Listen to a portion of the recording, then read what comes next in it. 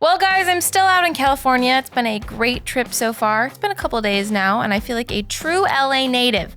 Soon I'm going to start using the word if when I talk about Justin Herbert. We have a great show today with a Packers guest joining later and to break down the whole Jaire situation.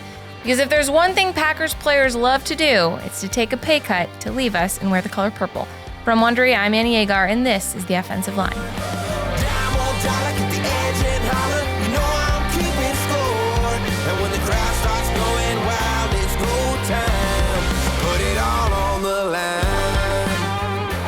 Welcome to The Offensive Line, you guys. We're here to make some picks, talk some shit, hopefully make you some money. Coming up in a little bit, we have a special guest joining us, a man who might care about the Packers just a little bit more than me because it is his job. He's also an avid Yankees fan, but everybody has their flaws.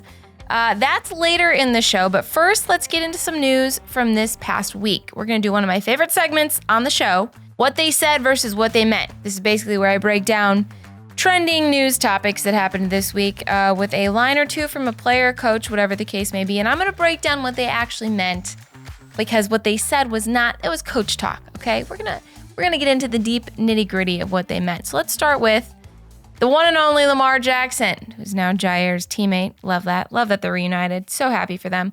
All right, Lamar this week believes the Ravens are going to be back with a vengeance. He said that he hasn't gotten over the divisional loss to Buffalo. He said, I don't think I get over any losses. To be honest, I got losses from youth football that still haunt me. What he meant was, believe it or not, I was still losing playoff games back when I was 10 years old too, but back then I just didn't have Mark Andrews dropping passes. It's a tough one, Lamar. Good luck with that. Okay, let's move on to the Chargers. Let's do a little bit of Jim Harbaugh on the one and only Justin Herbert. He said, in my opinion, his biggest weakness is us. We have to be the ones that rise up to his level. This was on Colin Coward's show, by the way. Very interesting take from Harbaugh. What he meant to say was, our biggest weakness is Greg Roman. So we've built an offense so that there's no way it shouldn't work this year with guys like Ladd McConkey and Najee Harris and Amarian Hampton. There's no more excuses. And if I hear one more person use the word if when talking about Justin Herbert, I'm going to show up at their front door. Good luck, you guys. Chargers fans, not that there are many of them.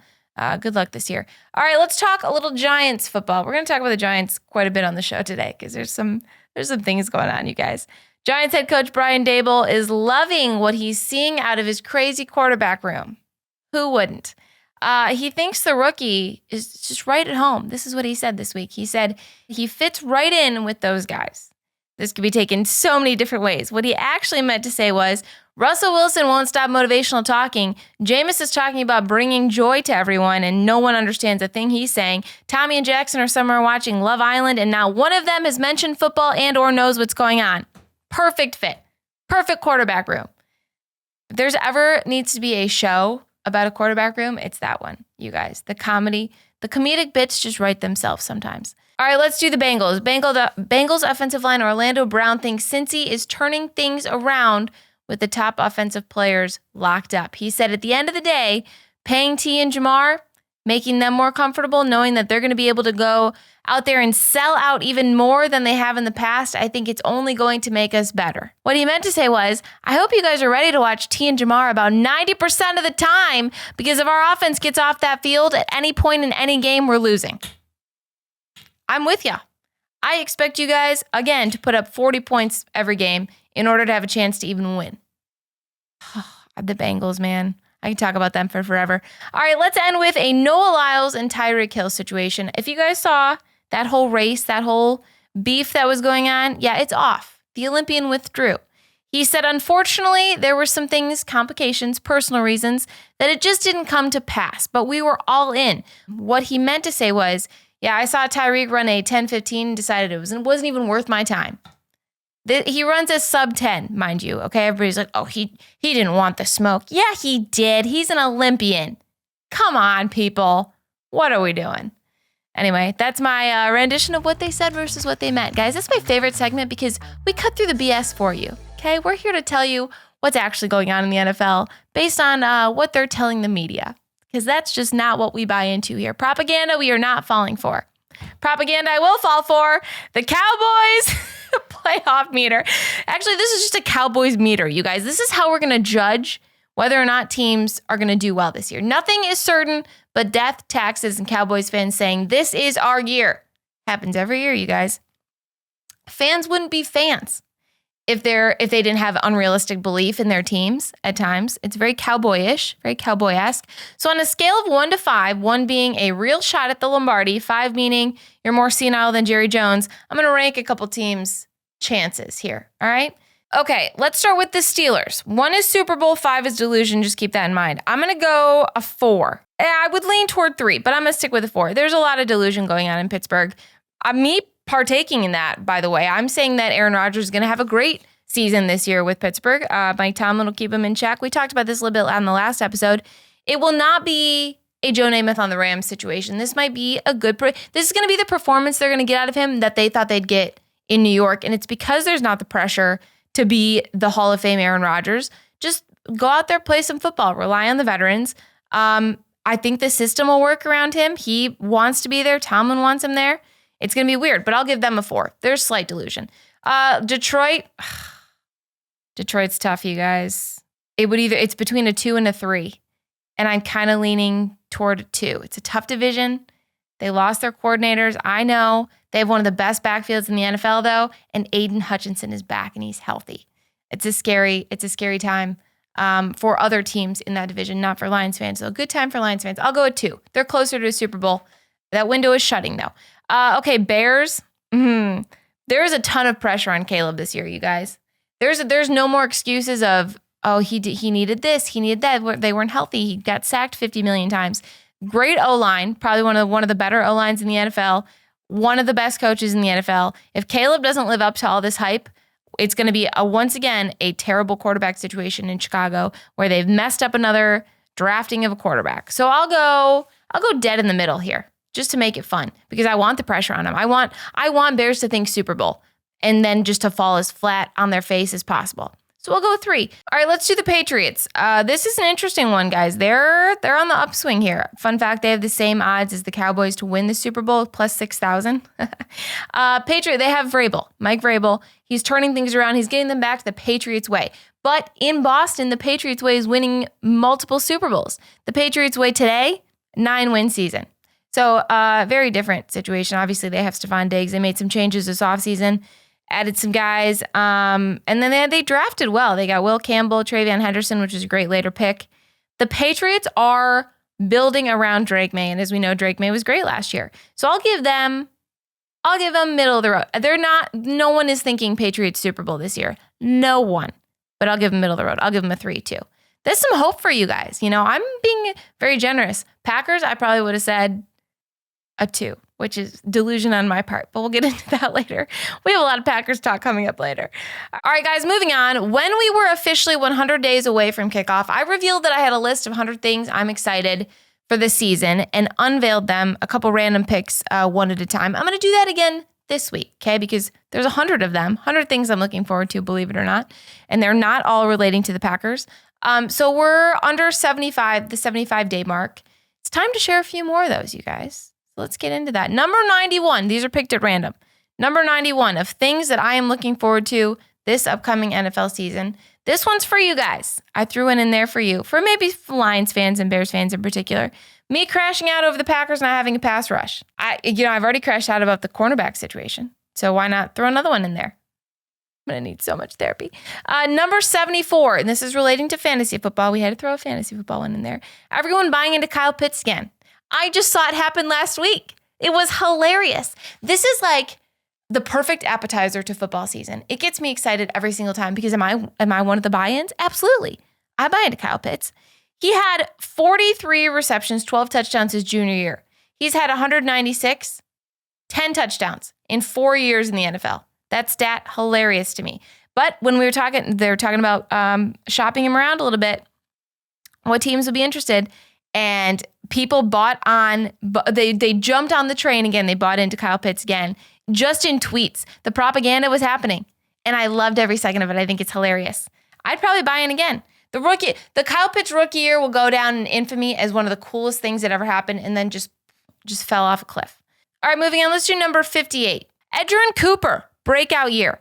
Technically, breakout year was last year. If you guys are middle linebacker, Edgerrin Cooper can play basically any position on the field. I absolutely love him. I went on a whole monologue on a TikTok last year He had a couple injuries too, so he missed a couple games and still was putting up insane numbers. Nobody really knew who he was or like what the background story was. He's going to have an insane year. That's number 58. Number 22, so we're getting up there, guys. Dak Prescott, legacy to be questioned again. Every offseason we have this discussion. Without fail, happens every offseason. He's under contract for another year in 2026. And everybody knows he does great in the regular season. But what is his legacy, you guys? Shoddy, their coach, the new head coach, said it's winning games. That's not enough. Get past the divisional round. Dak's legacy. Get out of here with that. But I love talking about it. It's hilarious to me. That's number 22. Number 9, you guys, we're top 10 now. This might be, as the offseason goes on, this might climb the ladder a little bit. This might be closer to number 1, but at least top 5. But number 9 is Josh Allen finally beating Pat Mahomes. This is the year, guys. Bills fans out there, start celebrating now. I'm telling you, it's going to happen. First off, their schedule, insane. If anybody's looked into the Bills' schedule, easiest thing maybe ever. If I'm Josh Allen, I'm taking a picture of the schedule and just putting it on my mirror every morning to look at, just to give me motivation. 4 of their first 5 games are at home. They start out with the Ravens. That's tough. But other than that, they play the Jets, Dolphins, Saints, Patriots, Falcons, and then have a bye and then play Bryce Young and the Panthers. Oh my gosh. Then you take on the Chiefs. If you're not the number 1 seed this year, I would be shocked. I really would. I think this is the year Josh Allen beats Pat Mahomes, and I can't wait. I'm an honorary Bills fan for that one moment. Those are some of my top picks. I like mine so far. I think they're pretty exciting. A couple other ones were like Caleb Williams' meltdown, Arthur Smith utilizing Darnell Washington more than anybody else on the field. Just the routine things. So these are the things I'm looking forward to the most, you guys. There will be more. There's 100 of them, so the countdown will continue. We have to get through the offseason somehow. Coming up, you guys, stay tuned because my guest is coming on to talk all things Packers football right here on the Offensive Line. All right, guys, we now welcome in our guest, known for his appearances you may have seen on Pat McAfee and his connection to the Green Bay Packers. And no, it's not Aaron Rodgers, because Matt would never wear a fake engagement ring. At least I don't think so. We don't even know if he's married or not yet, guys. That's TBD. Please welcome in Packers beat writer for The Athletic, Matt Schneidman. Matt, thank you for joining us today. Thank you for having me. I appreciate it. I don't have many similarities with Aaron Rodgers. That's a good except thing, for this Matt. mustache. He always rocks an off-season mustache. I have that going now. You could say it's an offensive line on my face. So that's how we'll get started. Oh, that was good. That might be the best intro we've ever had on the show. That's amazing. I got to use that one again. That's pretty good.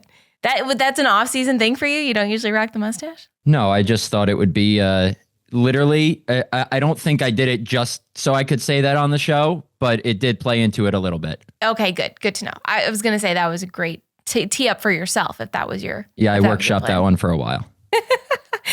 we did... I did tell you yesterday to come on the show, so you had some time to plan. Okay, well, obviously, it's June. But there's not much to talk about.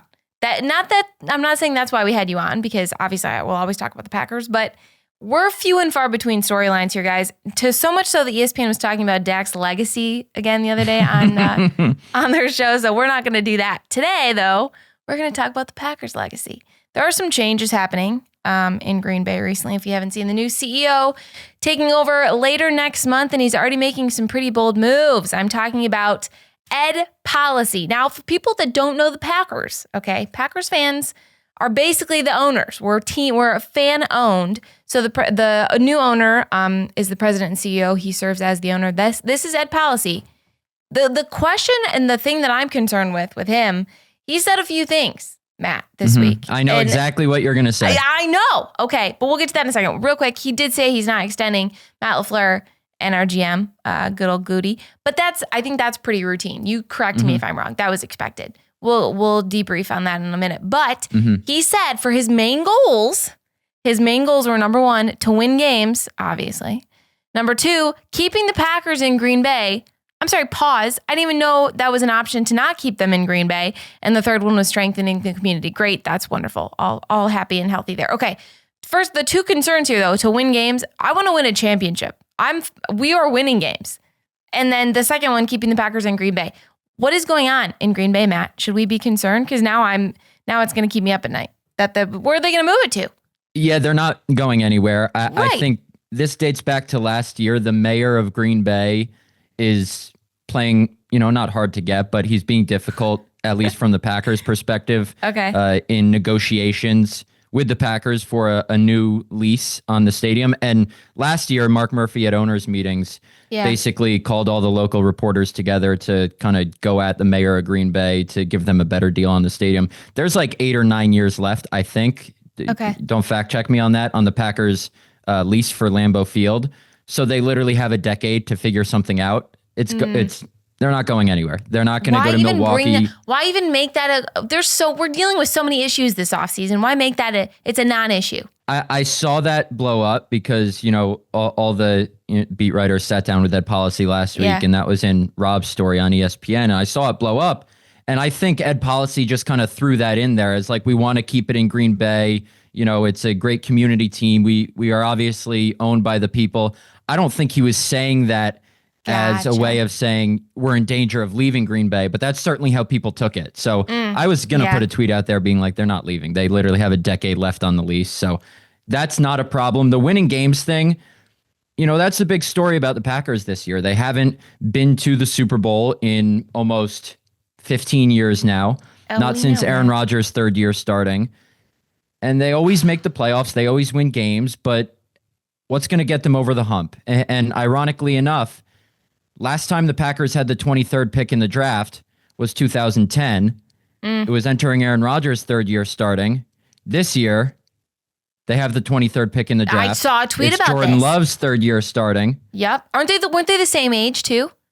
I think they were the same age. I think Aaron was the same age. Aaron was 27. I think Jordan turns 27 later this year. Yeah. And the season before, the Packers made the Super Bowl. They won 11-6. They went 11-6 last year. So all the parallels are lining up for the Packers to win the Super Bowl. This is propaganda I'm buying into, guys. This might work for me. That's great. That's great news. Man, am I gonna start betting already on the Packers to win the Super Bowl? This is maybe a good segue into my questions about LaFleur and Goody and the re-signing situation. What, in your mind, what is a successful year for us? What is the ceiling? And then that'll play into my next question about what these guys need to do to be re-signed. But what is the ceiling for Green Bay? I mean, what are expectations out there right now? Yeah, I think you got to at least make the NFC Championship game to feel like you took a step. Because last year it seemed like they took a step back. Nobody expected them to beat the Cowboys in the playoffs in Jordan Love's first year starting, and that kind of raised the bar unfairly for year 2 of the Jordan Love era. He faced some injuries, obviously. They couldn't catch passes. Goody said earlier this offseason, our urgency has to be higher. And that's throughout the whole building. So I don't know if it's, okay, if they don't win the Super Bowl, both these guys are fired. But there certainly, I think, is an element of Ed Policy trying to put pressure on Goody and Matt LaFleur by not extending them yet. And look, it's not abnormal for coaches and GMs to not get extended with 2 years left on their contracts. LaFleur and Gutekunst both have 2 years left. Don't read into that, people. Right. The good news is nobody overreacts on social media. So of course, it's a little different than players. So players always get extended with 1 year left, that offseason. Guys like Kyle Shanahan and Mike McDaniel have been extended with 2 years left. So LaFleur probably wants an extension, but it's nothing out of the ordinary. And Ed Policy said he doesn't want either of them in a contract year. So they're either going to get extended or fired after this season. He may be leaning toward keeping them, but who knows if it's really up in the air based on how this season goes. And good. With it in a division like this, I put the pressure on them. I want the expectation to be as high as it was last year. And that is, I think, why there was a whole debate on Get Up, all the shows the other week about Jordan Love taking a step back. And yes, he dealt with his lower extremities were banged up the majority of the season, and his receivers couldn't catch a ball to save their lives. Beside all that, the expectation was so high because of how we paid it. It wasn't like a CJ Stroud situation because of how we paid him, the whole, rookie year thing. It just, I'm not worried, if you can tell. I'm very looking forward to this season. I think it'll be fine. I think the pressure is on, and yes, it's a tough division, but there's a lot of question marks within the division too, even with Detroit. Wait, we have to talk about this for a minute. So for all of you guys that know, Johnny, huge diehard Detroit Lions fan. I made the mistake of introducing Matt to Johnny back when I posted about it. We went to that Packers Lions game, and Matt was nice enough to help Johnny get access to the field. And mistake number one on your part, because now he won't leave you alone. So if there's anything that comes out of this, don't help out my brother, because he will have access to you, and then he will roast you in his DMs. So tell people a little bit about John. John, leave Matt alone, first of all. I know he's going to listen to this. No, don't leave me alone. I love it. So Johnny's the best. And I love the clip from a recent show you had where he was like, I will trust Dan Campbell till the day I die. And the big question, obviously, is how he's going to do without his coordinators, but I don't think Johnny has a problem. So I'm looking at my phone right now because I'm pulling up the DMs from your brother. Sunday, March 23rd. Here's a question for your mailbag. When will you become a Lions fan? Because you don't want to be sad on Sundays. And of course, the hardo journalist in me has to clarify I'm not a Packer fan, but he loves giving me crap about that. He does. And then he said, I actually responded to him, you're funny. I'm not a Packer fan. I'm just a neutral reporter. He said, who will Green Bay swing and miss on this time in the first round? And then after the Packers drafted Matthew Golden, that was on Twitter. After the Packers drafted Matthew Golden on Instagram, he DM'd me saying, Jameson Williams still better.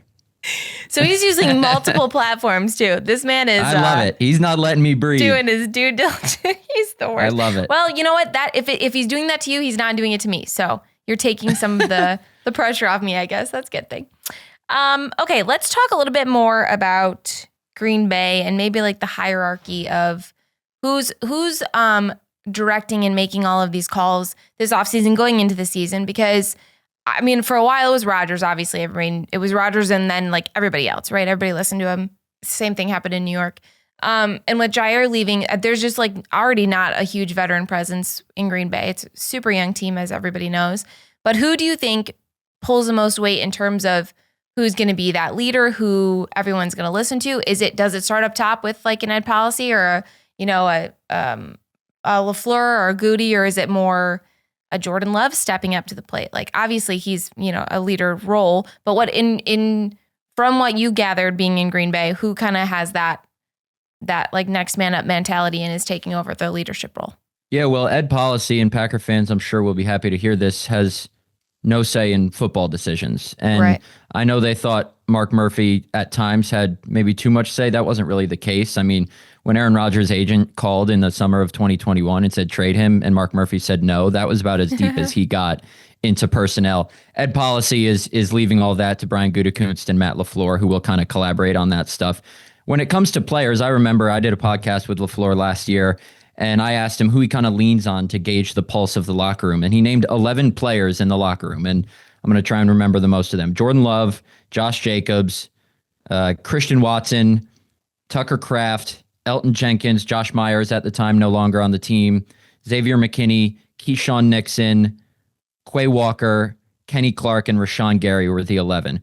And that was when we first kind of maybe knew that Jaire might have been on the outs or not on LaFleur's best side, because he basically picked one veteran player from each position group. Yeah. And Jaire was the only person who didn't fit that mold, who was, or who fit that mold, I should say, who was not included. So he has players in the locker room who he leans on.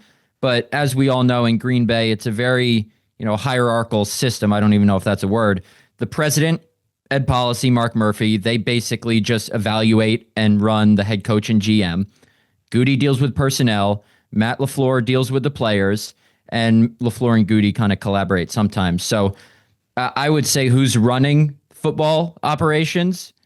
Brian Gutekunst more than anybody, but there's a good group. Great news. Yeah, there's a good group of veteran players they lean on. What are you not sold on Goody? No, where's your confidence level that he can build a Super Bowl winner? I am, yes, I'm defending him adequately. I feel like this is a good segue into Jaire, because we have to talk about this. But I just want to make sure that it's not being overlooked, that things have not been handled great sometimes. But I don't know if that comes down to him. So somebody tweeted out, because obviously we know Jaire now on Baltimore, and he took a pay cut. This is the big issue. A lot of people are taking pay cuts and they leave, and they're wearing the color purple. Not sure what's up with that. At least Luckily, it's not the other purple. Not in the division. I know. But somebody tweeted out, he absolutely wanted to stay in Green Bay. They insulted him by giving him no guarantee, all incentive-based deal that only a fool would sign. Now, what is that true? Did we offer him a deal? Yeah, they offered him a pay cut, and pretty much, I think his dad tweeted that. I think that tweet's from Jaire's dad. Oh, was it really? If I saw it correctly, yeah. Somebody sent it to me, but I didn't see it. I think it was, yeah. Yeah. I think the crux of the matter is they offered him a restructured deal, and I'm not sure the exact amount of money it could have gotten up to. Like with these deals, they're always reported as 1 year, $6 million, but it's not really that. It's 1 year, $4 million guaranteed with the chance to get to 6. So I think the deal they offered Jaire, to my best knowledge, was basically a deal with very little guaranteed, if anything. So basically he had to play every game, every snap to make more than what he's making from the Ravens. But if you're Jaire's agent or Jaire, you want to take those guarantees to make sure you get some sort of money to guard yourself against injury. And look, I don't blame Jaire's side for taking that route because he's getting more guaranteed from the Ravens. But I also don't blame the Packers for, trying to protect themselves and not guaranteeing a lot or very little, if anything, to a guy who has missed 20 games over the last 2 years because of 4 separate injuries. Right. And I said that last week's episode. I said, he's 28 years old, extremely injury prone. I didn't have him half the year. He probably didn't even know where the cornerback room was last year. I'm totally fine with our situation, but it begs the question. This is my question to you, Matt. Who steps up? This is, in my opinion, we're going to see a breakout year, Carrington Valentine. Really? I'm ready. I'm ready for CB1, but that's just my opinion. Do you have what's the cornerback room now situation? You're not confident in Bo Melton? Not as. I'm kidding. Not as. Yeah. I think we always know Keyshawn Nixon is very, very confident in his abilities. He called himself CB1 literally 2 days after last season ended. Brian Gutekunst said this offseason he thought Keyshawn played really, really well at outside corner. It was his really first season playing outside corner. And then Nate Hobbs, who they signed for $12 million a year from the Raiders, he's more of a nickel, but they're going to play him on the outside too. Or they could play Nate Hobbs at nickel and Carrington Valentine starts. I will say this. I could be proven wrong, but if I'm a fan, I'm not confident about that cornerback room at all, especially when you not only have Amon-Ra St. This one's for you, Johnny. You got Amon-Ra St. Brown on the schedule twice. You got Justin Jefferson on the schedule twice. You got CeeDee Lamb on the schedule. You got Jamar Chase and T. Higgins on the schedule. You got DK Metcalf. You got Marvin Harrison Jr. Like the gauntlet that's of enough. Thanks for having me. Yeah, thanks for coming on, man. That was great. Great wrap. No, I'm just saying, like, Keyshawn Nixon they and just Nate don't Hobbs, match up. They don't line up well. And it's not good. It's not great. And they're not bringing anyone else in because Goody said a couple of weeks ago. Yeah, exactly. Goody said a couple of weeks ago, we have 3 really good starting corners. And someone even tweeted at Rasul Douglas, are you coming back? And he said no. And that's not even the biggest concern. I said this last week too. Pass rush is a huge concern, but that's not. We're not even there yet, guys. I've got to process the cornerback room first, and then get there.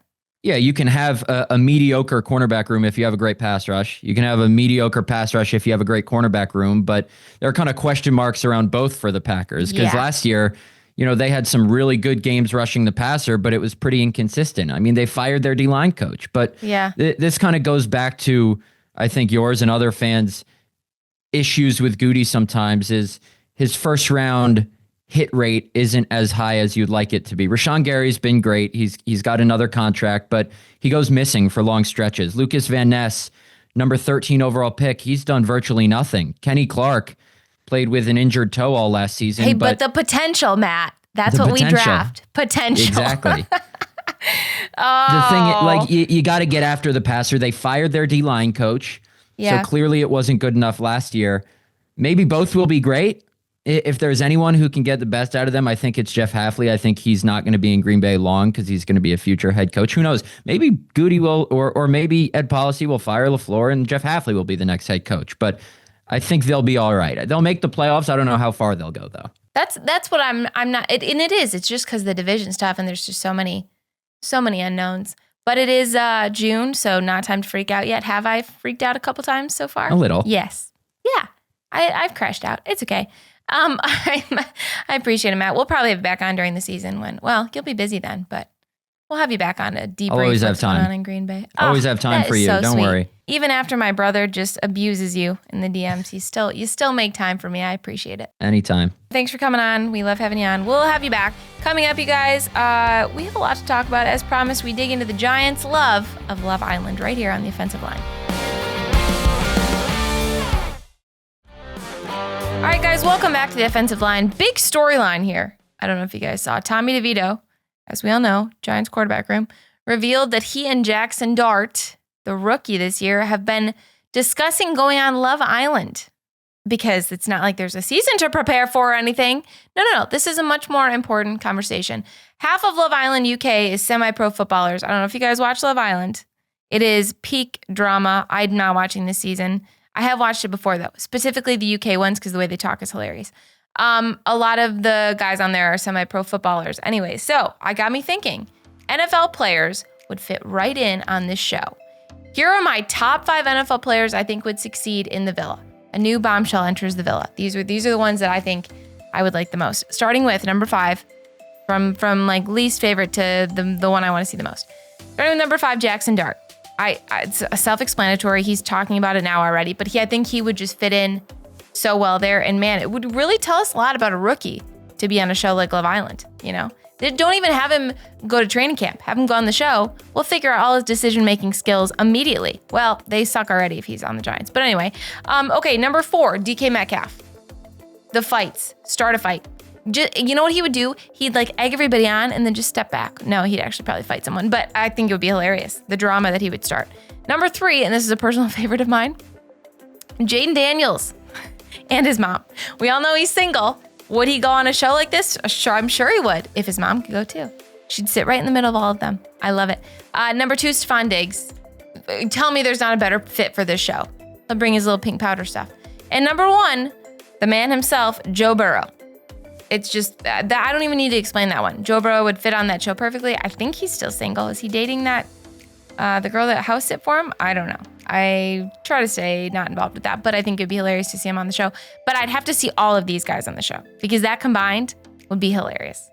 We just need a dating reality show for NFL players. They'd never agree to it, but I would host it. I'm offering that up. Offering up my skills. All right, you guys, it is time for one of my favorite parts of the show, No Offense. This is where I just have a chance to rant about something that's bothering me.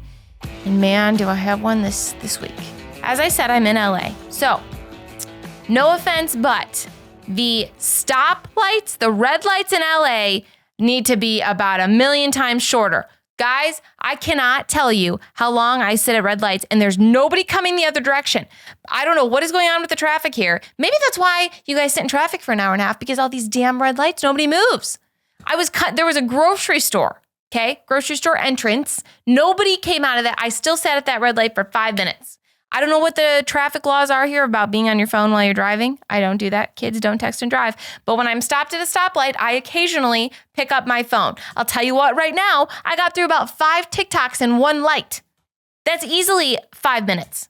You're telling me that is helping the traffic situation here? No. Fix your damn red lights or I'm not coming back. Just kidding. I'll be back for Air One. That leads me to, there are some good things in LA, guys. This is a second part of the rant. It's not all bad. Football teams aside, I love Erewhon. Guys, it is my favorite thing ever.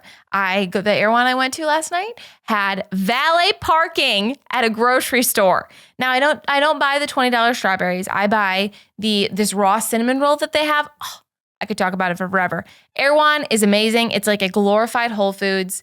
And the prices, I know they're ridiculous sometimes, but you're paying for the value of the service and valet parking and the quality of the food, and it is top tier, you guys. Top tier. So I will be going to Erewhon for the foreseeable future. It just might take me an hour and a half to get there because I'll be at about 2 red lights. Dumb. Fix your red light situation, LA. I'm over it. If I had that kind of pull, man, things would get fixed around here a lot quicker, including the Chargers. But that's it for this week on the offensive line. Be sure to follow us wherever you get your podcasts, and you can watch our full podcast episodes on YouTube. Make sure to subscribe so you don't miss an episode. I will see you guys next week, not in LA. I'll be back in Chicago. And as always, Des didn't catch it.